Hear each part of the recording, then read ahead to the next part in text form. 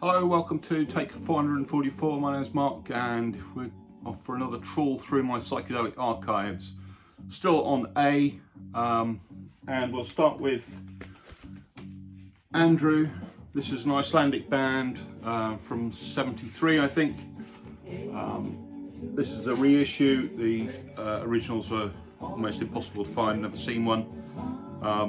It's kind of garagey, hard psych, but it's good stuff. Typical sort of 70s psych.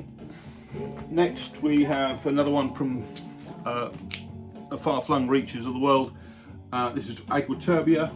This is from I think they're Chile. They're from Chile. This is from '69, I believe. They did 2 or 3 albums. This is their first, I believe.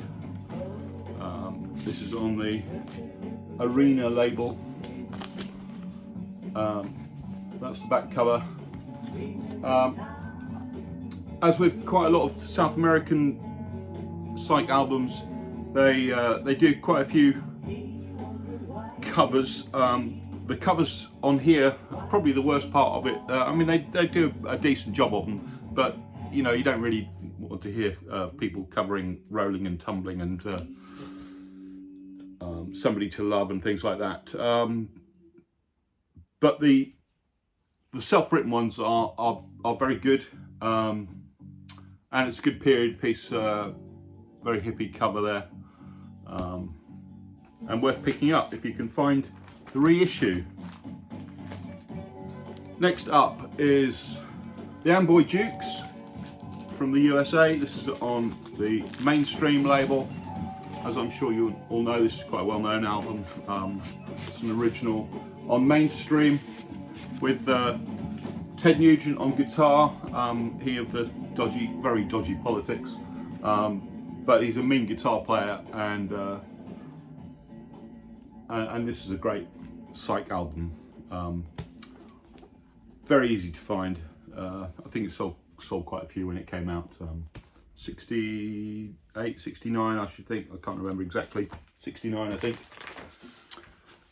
Next we have another album. This is another album from the Arctic Circle. This is actually from Sweden, I think. Well, not from the Arctic Circle, but up that way, Scandinavia. This is Adem and Yura is the name of the album. This is on the Exotic Mind label. This came out in the early 90s, I believe. It's on blue vinyl. Those are the labels. This is really good. It's there were several albums that came out on the Exotic Mind label in the 90s. St. Michael is another one. I've got a few more from that label, and they're all worth picking up. It's not too hard to find. Got a great cover.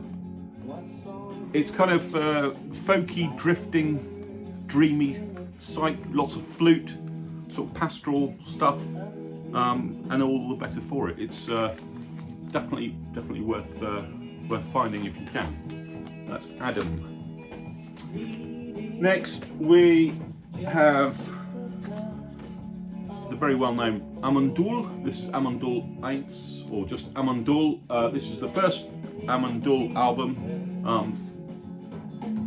I believe that, no, actually I think there was one before this, which is just kind of tribal drumming, which I don't care for too much. This is a reissue of the first one that came out in 2001. It's actually a reissue of this album, which I managed to find later. This is another reissue. This is on the Klimt label, with gatefold, and the vinyl goes in there. So this is on the Klimt label. Amon Düül, as I'm sure you know, was a collective sort of community in Munich, I think, in Bavaria. They started off making music like this. They were quite political. I think they had a few members of the Baader Meinhof hanging around as well. But they split into two after 2 or 3 albums, and Amon Düül, this band ceased to exist, I think, and the more musical of the group. Well, this is another Amon Düül, first Amon Düül. This is probably the best one of the lot. This is called Paradise Vets, I think. The more musical of the group went and became Amon Düül 2, so Amon Düül 2, and this one and the next one I'm going to show are their best two. This is Phallus Die, which is a fabulous record. If you can, it's very easy to find reissues of it. This is the reissue on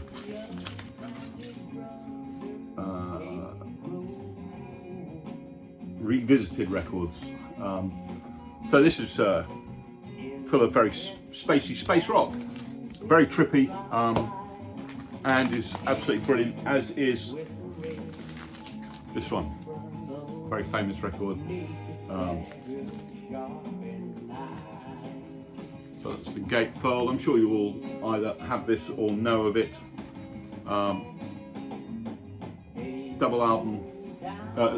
This is called Yeti, by the way. Absolutely fantastic krautrock, one of the cornerstones of krautrock. That one. This is this is my first introduction to them. This is Phallus Die on Sunset Records, which is the UK sort of cheapo label, came out in the 70s. But I've hung on to it because it's got a great cover. Another Amon Düül album I have is live in London. This is at Greyhound in Croydon in '72. This is more after '72. They became much more of a rock band, and the thing that I like about German music in the '70s is it wasn't rock. It was coming at it completely different. From a different angle, none of the Western tropes, none of the blues or rock and roll influences. It was just straight ahead progressive music that was starting afresh, and that's what appeals to most people about German music in the 70s, the so-called krautrock. And after this album, it becomes much more rock orientated and less interesting. So that live in London is on United Artists label from '72. Next up we have Ars Nova. This is a very easy album to find, but it's pretty good. So that's the gatefold with the lyrics, and I've even got the original Electra in a sleeve, which is nice to have. So yeah, I think they were from New York. This is '68, I believe. Produced by Jack Holtzman. No, Paul Rothchild and Jack Holtzman was executive producer. So this has kind of got some classical influences and stuff, but it's well worth picking up, and it's pretty easy to find. Next up we have, actually playing in the background, is David Axelrod's Pride. If you don't know who David Axelrod was, he was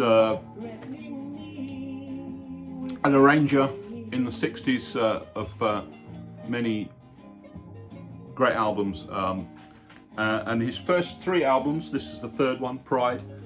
The first one is this one, Songs of Innocence. This is the best one to pick up. This is a reissue on Now Again Records. There's the hype sticker, you can read that. This is great. It's been sampled to death, this album. It's got one of those fantastic mandala kaleidoscope sleeves. And his next one was Songs of Innocence, and the Blake William Blake theme carries on with Songs of Innocence, Songs of Experience. This is his second album from around '69, I think. Both these, Experience and Innocence, are the two to get. Pride is very good too, but these are the best two. Well worth picking up. Very famous album cover, that one. Last but not least, in this section is one that I haven't seen shown on the VC, is Ant Bee. This is from the 1990.